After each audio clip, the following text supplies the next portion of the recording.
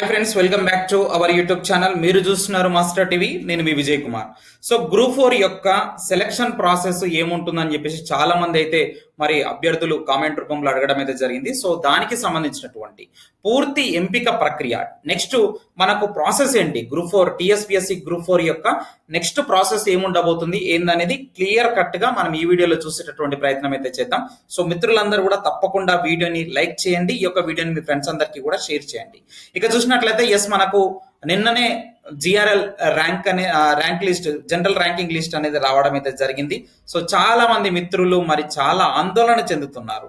ఇది general ranking list మాత్రమే, ఇక్కడ ఏమి మెరిట్ లిస్ట్ రాలేదు, ఓకేనా, ఇంకా మీరు సర్టిఫికేట్ వెరిఫికేషన్ వరకు కూడా వెళ్ళలేదు, కాబట్టి ఎలాంటి ఆందోళన చెందవలసినటువంటి అవసరం అయితే లేదు. ఈసారి కటాఫ్ ఖచ్చితంగా తగ్గుతుంది, ఎందుకంటే 200 మార్కులు పైన వచ్చినటువంటి వాళ్ళు చాలా తక్కువగా ఉన్నారు ఈసారి, ఓకేనా. కాబట్టి మీరు ఎలాంటి టెన్షన్ పడవద్దు, ఫస్ట్ కూల్ గా ఉండండి.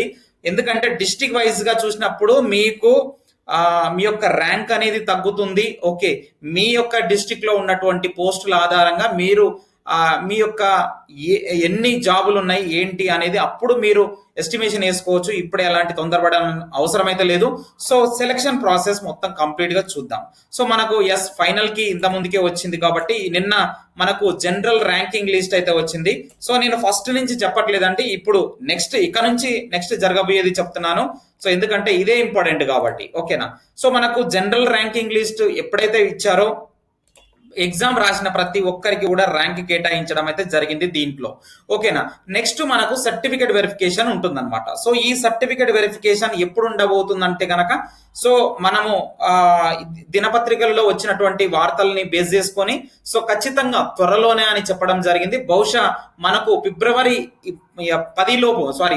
20 తారీఖు లోపు, ఫిబ్రవరి 20 లోపు ఖచ్చితంగా సర్టిఫికేట్ వెరిఫికేషన్ జరిగే అవకాశాలు ఉన్నాయని చెప్తున్నారు. సో మనకు ఈసారి ఒక పోస్టుకు ఇద్దరిని చొప్పున 1:2 నిష్పత్తి రేషియోలో అయితే మనకు సర్టిఫికేట్ వెరిఫికేషన్ కి అయితే పిలవడం అయితే జరుగుతుంది అనమాట. సో వాళ్ళకి మాత్రమే సర్టిఫికేట్ వెరిఫికేషన్ ఉంటుంది, అందరికీ ఉండదు అనమాట, ఓకేనా. సో అది అయిపోయిన తర్వాత మళ్ళీ మనకు ఫైనల్ రిజల్ట్స్ ఇవ్వడం అయితే జరుగుతుంది అనమాట. సో ఇక్కడ ఒక పోస్ట్ కి ఇద్దరిని చొప్పున ఇక్కడ పిలుస్తాడు. ఇక్కడ మరి ఎన్ని వేల పోస్టులు అయితే ఉన్నాయో అంతమందిని సెలెక్ట్ చేస్తాడు. ఫర్ ఎగ్జాంపుల్ 8036 ఉన్నాయా, సో అంతమందిని సెలెక్ట్ చేయడం అయితే జరుగుతుంది అనమాట. ఎగ్జాంపుల్ ఎంతనో ఫిగర్ నాకు గుర్తుకులేదు. సో అంతమందిని సెలెక్ట్ చేయడం అయితే జరుగుతుంది అనమాట. సో ఈ సెలెక్ట్ అయినటువంటి క్యాండిడేట్స్ కి మళ్ళీ వెబ్ ఆప్షన్స్ చూస్ చేసుకోమని చెప్తారు అనమాట.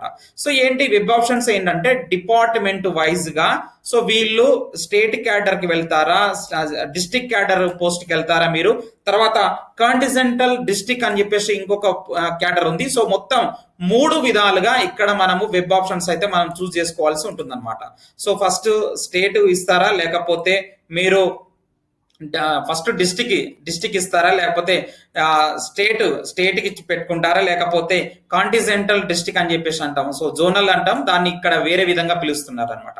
సో ఈ మూడిట్లో మళ్ళీ ఏ డిపార్ట్మెంట్లకు వెళ్తారు మీరు, ఎడ్యుకేషన్ డిపార్ట్మెంట్కి వెళ్తారా, రెవెన్యూకి వెళ్తారా, లేకపోతే ఫైర్ డిపార్ట్మెంట్ గా, రకరకాలైనటువంటి 99 డిపార్ట్మెంట్లు ఉన్నాయి కదా. సో దానికి సంబంధించిన పోస్టులు దీంట్లో ఉన్నాయి కదా. సో మీరు దేంట్లోకి వెళ్తారు ఏందనేది వెబ్ ఆప్షన్స్ ఇచ్చుకోవాల్సి ఉంటుంది అనమాట. సో దీన్ని బేస్ చేసుకొని మళ్ళీ మనకు టీఎస్పీఎస్సీ వాళ్ళని ఏ డిపార్ట్మెంట్ కు అలాట్ చేస్తున్నారు ఏంటి అనేది పోస్టింగ్ ఆర్డర్ అప్పుడు మనకు లాస్ట్ లో ఫైనల్ గా అపాయింట్మెంట్ ఆర్డర్స్ అయితే ఇవ్వడం అయితే జరుగుతుంది అనమాట. సో ఒకవేళ మనకు డిస్టిక్ సెలెక్ట్ అయితే గనక మరి కలెక్టర్ కి వెళ్తుంది, స్టేట్ లో అయితే సంబంధిత అధికారులకు, ఈ విధంగా అయితే అపాయింట్మెంట్ ఆర్డర్స్ అయితే పంపించడం అయితే జరుగుతుంది అనమాట. సో మొత్తానికి గ్రూప్ 4 యొక్క టీఎస్పీఎస్సీ గ్రూప్ 4 యొక్క సెలక్షన్ ప్రాసెస్ కంప్లీట్ గా ఇదనమాట, ఓకేనా. సో ఫస్ట్ మనకి ఇక్కడ మీరు చూసుకోవచ్చు. నెక్స్ట్ అయితే మనకు సర్టిఫికేట్ వెరిఫికేషన్ ఉంటుంది. సో ఈ సర్టిఫికేట్ వెరిఫికేషన్ లో మీరు అసలు ఎలాంటిది కూడా మిస్ కాకూడదు, ఇక్కడ ఎలాంటి మిస్టేక్ కూడా మీరు చెయ్యకూడదు. వెరీ వెరీ ఇంపార్టెంట్ ఇది. సో నేను నెక్స్ట్ మళ్ళీ రేపటి వీడియోలో ఖచ్చితంగా సర్టిఫికేట్ వెరిఫికేషన్ కి కావాల్సినటువంటి డాక్యుమెంట్స్ ఏమేమి తీసుకోవాలి, ఒకవేళ మీకు ఏదైనా సర్టిఫికేట్ లేకపోతే దానికి ప్రత్యామ్నాయంగా ఏం తీసుకోవాలి, ఎలా తీసుకోవాలి అనేది క్లియర్ కట్ గా రేపటి వీడియోలో అయితే మేము తీసుకొచ్చేటటువంటి ప్రయత్నం అయితే చేస్తాను ఖచ్చితంగా, ఓకేనా. సో వీడియోని తప్పకుండా లైక్ చేసి షేర్ చేయండి. Thank you very much.